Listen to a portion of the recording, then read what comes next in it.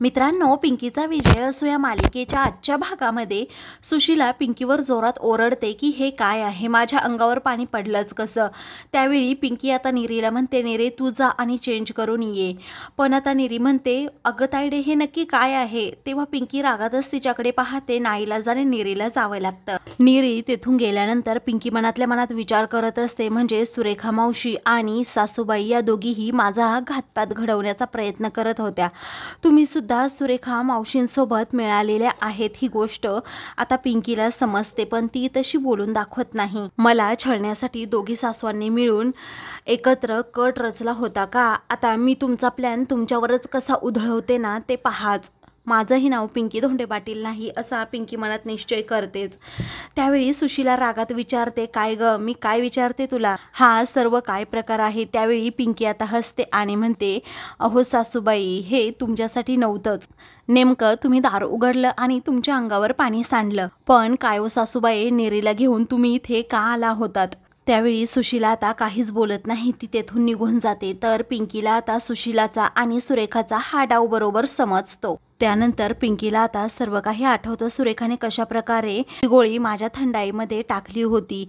आता पिंकीला समजतं की या दोघींनी जो मारण्याचा प्लॅन केला आहे तो कशा प्रकारे केला. आता तिला आठवत असतं, जेव्हा मी सुरेखाकडून सर्व सत्य वदवून घेतलं तेव्हा मी एक भली मोठी काठी घेऊन लगेच माझ्या रूमकडे गेले आणि काठीनेच दार उघडलं तर तो पाटा पटकन आता खाली पडला. म्हणजे मला भांग पाजून, मला गाफील ठेवून, मलाच माझ्या रूममध्ये घेऊन जाऊन माझ्या अंगावर पाटा पाडून यांना मला मारण्याचा प्लॅन केला होता. याच गोष्टीबद्दल पिंकीला खूप वाईट वाटत असतं. पिंकीने सुरेखाचा प्लॅन हा दोघींवरच उलटवलेला असतो. त्यानंतर पिंकी आता चेंज करते आणि रूममध्ये बसलेली असते.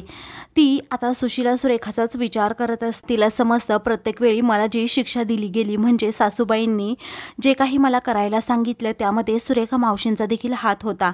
आता पिंकीला समजतं की विहिरीत ढकललं ते सुद्धा सुरेखा मावशींनी. धनी मला सांगत होते की या बायकांवर दोन्हीही विश्वास ठेवू नको, पण मी माझ्या धनींना दुखावलं आणि दोघीही सासूबाईंवर विश्वास ठेवला, परंतु त्या दोघींनी माझा विश्वासघात केला.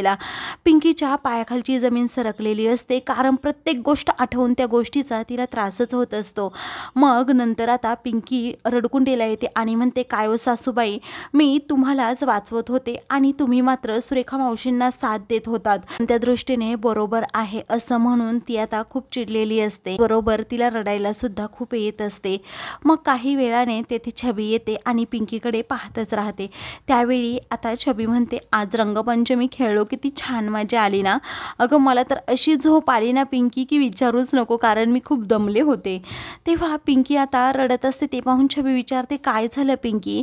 त्यावेळी पिंकी आता रडतच तिला विचारते, छबीताई, मी एवढी नकोशी झाली आहे का हो घरातील सर्वांना, कारण सासूबाईंनी सुरेखा मावशींचा आधार घेऊन एकमेकींबरोबर युती केली आहे मला फक्त धडा शिकवण्यासाठी. तेव्हा हे ऐकताच छबीला धक्का बसतो.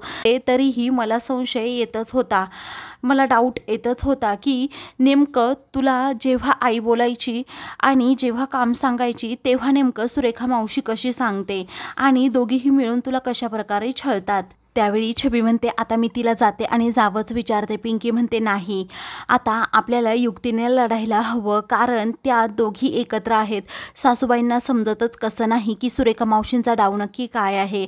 मला मारायचं आणि हा सर्व गेम बाईंवर उलटवायचा आणि मग माझ्या मृत्यूच्या आरोपाखाली सासूबाईंना आयुष्यभर जेलमध्ये राहावं लागेल.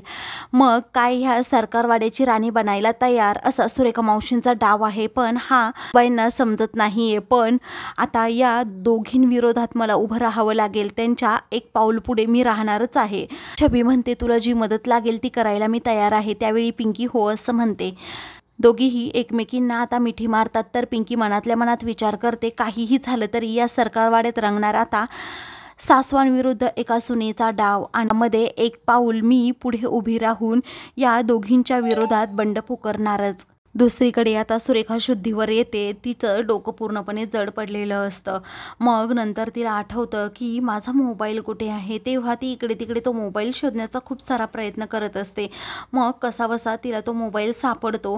तर इकडे सुशीला शिंकून शिंकून पूर्णपणे हैराण झालेली असते.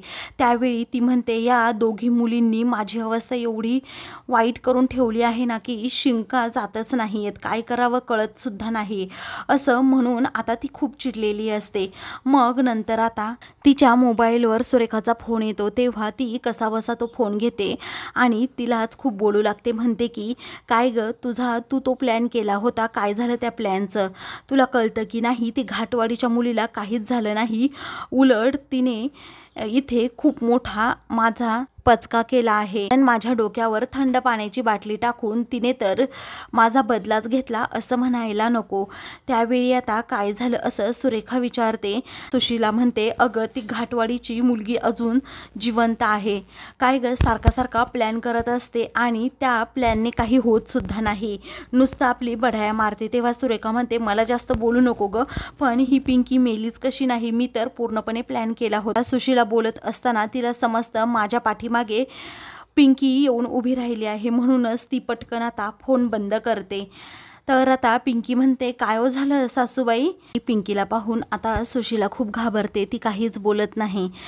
मग नंतर ती विचारते, तू इथे का आलीस? त्यावेळी पिंकी म्हणते, काही नाही, ते पाण्याबद्दल तुमची जरा माफीच मागायची होती. तेव्हा माफी मागून झाली असेल तर तू जा ना, असं म्हणून सुशीला सारखी सारखी शिंकत असते. पिंकी म्हणते, काय झालं, तुम्हाला जास्त शिंका येत आहेत का? ते फक्त माझ्यामुळे ना, मी आता तुम्हाला बाम लावून देते, असं म्हणून पिंकी आता लगेच सुशीलाला बाम लावून देणार असते आणि इकडे तिकडे तो बाम शोधू लागते. त्यावेळी आता पिंकी त्या ड्रॉवरमध्ये पाहते तर तिथे बाम असतो. परंतु पिंकी आता एक आयडिया करते आणि आपल्या घराच्या भल्यासाठी मला हे पाऊल उचलावंच लागेल असं म्हणत तिला गाफील ठेवून आता ती तिच्या मोबाईलचा रेकॉर्डिंग ऑन ठेवून मोबाईल तेथे लपवते. त्यामुळे सुशीला आणि सुरेखाचं नक्की काय चाललंय हे आता पिंकीला माहीत होणार असतं. मग नंतर आता पिंकी ही सुशीलाला लगेच बाम लावून देते. मनातल्या मनात पिंकी म्हणते, आपल्या घराच्या भल्यासाठी मला करावंच लागेल सासूबाई, असं म्हणून पिंकी आता लगेच तेथून जाते. दुसऱ्या दिवशी सत्या, चित्रा, छबी, निरी आणि डॉल्बी हे सर्वजण नाश्ता करत असतात. तेव्हा निरी हळूच आता डॉल्बीने दिलेली ती रिंग त्याला दाखवत असते. तो म्हणतो, खूप छान दिसते बोटामध्ये ती रिंग. डॉल्बीला खूप आनंद होतो. मग आता छबी म्हणते, काय मग डॉल्बी, अरे गेल्या वर्षी मी पिंकीची गंमत करत होते की काय, फक्त रंगपंचमी खेळलात की अजून काय? मग आता ह्या वर्षी सुद्धा मग निरीला काल रंगच लावला की अजून काही केलं? तेव्हा निरी आता खूप लाजत असते. तर डॉल्बी म्हणतो, काही पण हा तुझं. त्यावेळी छबी म्हणते, अरे मग यावर्षी युवराज नाही आहे ना, मग मला तुमची गंमत करायची आहे, करू दे की. तेवढ्यातच युवराज तेथे येतो. इकडे तिकडे पिंकीला शोधतो आणि विचारतो की या कारभारणीचा मोबाईल बंद का आहे, कळतच नाही. तेव्हा छबी म्हणते, अरे तू आलास? तेव्हा युवराज म्हणतो, हो आलो, कारण कारभारणीने मोबाईल स्विच ऑन केला नव्हता. मग मला खूप भीती वाटली, म्हटलं यांनी काही इकडे घोळ घालून ठेवला नाही म्हणजे बरं होईल, म्हणून कॅप करून लगेच आलो. तेव्हा छबी म्हणते, अरे पिंकी रूममध्ये आहे. आता छबीला समजलेलं असतं पिंकीने मोबाईल नक्की कुठेतरी ठेवला असेल, कारण आईचं आणि मावशीचं काय चाललंय हे तिला शोधून काढायचंय. त्यावेळी ती म्हणते, थांब पिंकी रूममध्ये आहे, असंच रूममध्ये जाऊ नको, आपण तिला सरप्राईज देऊ, असं म्हणून घरातील सर्वजण आता तेथे लपून बसतात. पिंकीच्या डोळ्यांवर पट्टी बांधून छबी लगेच तिला बाहेर घेऊन येते आणि म्हणते, थांबा पिंकी, तुझ्यासाठी खूप छान सरप्राईज आहे. त्यावेळी पिंकी म्हणते, कुठे आहे सरप्राईज? मी लगेच तिच्या डोळ्यांवरची पट्टी काढते. पिंकी इकडे तिकडे पाहते पण तिला तिथे काहीही दिसत नाही. त्यामुळे ती विचारते की कुठे आहे सरप्राईज, सांगा ना छबीताई. युवराज तितक्यात पाठीमागून तेथे येतो आणि पिंकीला एक गिफ्ट देतो. तेव्हा पिंकी म्हणते, काय ओ धनी, तुम्ही कधी आलात? म्हणतो, तुमच्या काळजीपोटी मी इकडे आलो आहे. पिंकी म्हणते, काय गरज होते येण्याची? त्यावेळी युवराज आता तिच्यावर ओरडतो आणि म्हणतो की तुम्ही माझ्या जीवाला ना नेहमी घोर लावून ठेवता, मला इथे करमत सुद्धा नाही तुमच्याशिवाय. आणि मोबाईल कुठे आहे? पिंकी आता लगेच उठाबुशा काढू लागते, कारण समोर सुरेखा असते, ही गोष्ट तिला माहीत झालेली असते आणि मोबाईलचं वेगळंच काहीतरी कारण आता ती सांगू लागते. युवराज म्हणतो, आता ते गिफ्ट उघडून पहा नक्की काय आहे. पिंकी लगेच ते गिफ्ट उघडून पाहते तर त्यामध्ये खूप सुंदर अशी साडी युवराजने तिच्यासाठी आणलेली असते. पिंकी आता ती पाहते, म्हणते वाव किती सुंदर चॉईस आहे तुमचा, मला खूप आवडली.